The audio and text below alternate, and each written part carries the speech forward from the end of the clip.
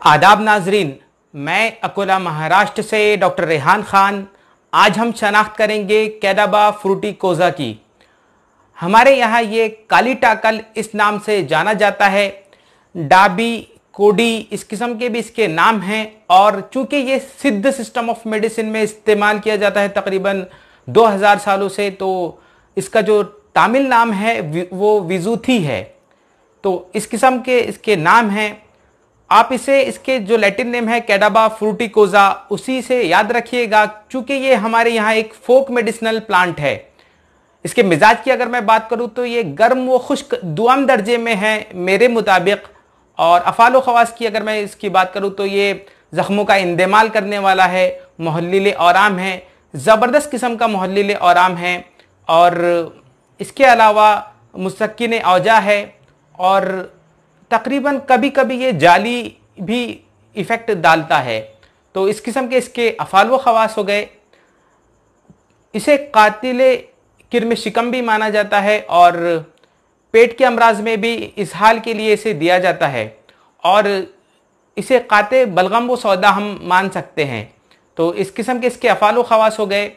अब इसके नुस्ख़ाजात नोट कीजिए। सबसे पहला तामिलियन सिस्टम में जो इसका नुस्खा मशहूर है वो है गुनोरिया के लिए, यानी सुजाक के लिए। इसमें करना यह है कि इसके पत्तों का जूस निकालना है तकरीबन 10 ml की मकदार में, और वो सुबह व शाम मरीज़ को दिया जाना चाहिए। अगला इसका नुस्खा जो कि मुसक्किन के तौर पर, मुसक्किन औजा के तौर पे हमारे यहाँ बहुत ज़्यादा इस्तेमाल किया जाता है।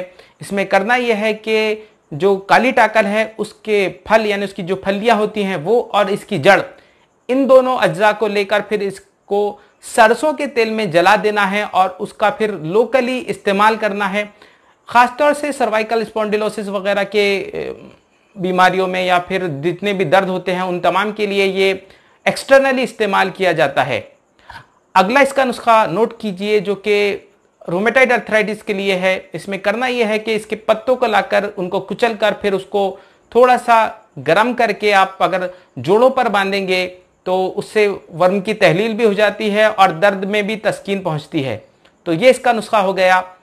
अगला जो इसका फोक मेडिसिन में इस्तेमाल है वो ये है कि वो ब्लिस्टर या बॉयल्स में इसको लोकली लगा देते हैं, इसके पत्तों को कुचल के। तो इस किस्म के इसके नुस्खाजात थे। एक जुमले में अगर इसको याद रखना है अगर इस प्लांट को, तो ये ज़बरदस्त किस्म का मुहल्लिल औराम है, या एंटी इन्फ्लेमेटरी कहिए, तो उसी किस्म से इसकी शनाख्त है। बहरहाल अब आप हजरात इसकी शनाख्त कीजिए। मुशाहिदा कीजिए इस काली टाकल के फूलों का। टाकल हमारे यहाँ छोटी अरनी को कहते हैं। चूंकि इसके जो फूल होते हैं वो अरनी, छोटी अरनी से मुशाबियत रखते हैं, लिहाजा इसे काली टाकल कहा गया।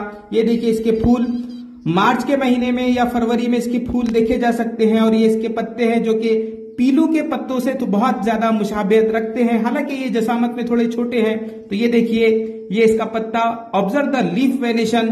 ये देखिए, मैं चाहता हूं कि आप तमाम जावियों से इस पौधे की शनाख्त कर ले ताकि आपको इसकी शनाख्त में कोई किस्म की दुश्वारी ना हो। ये इसकी फलियां हैं जो कि मार्च के महीने में लगी हुई हैं। ये देखिए इसकी फलियां इस किस्म से होती हैं। मैं आपको और मुख्तलिफ जावियों से भी इसे बता देता हूं।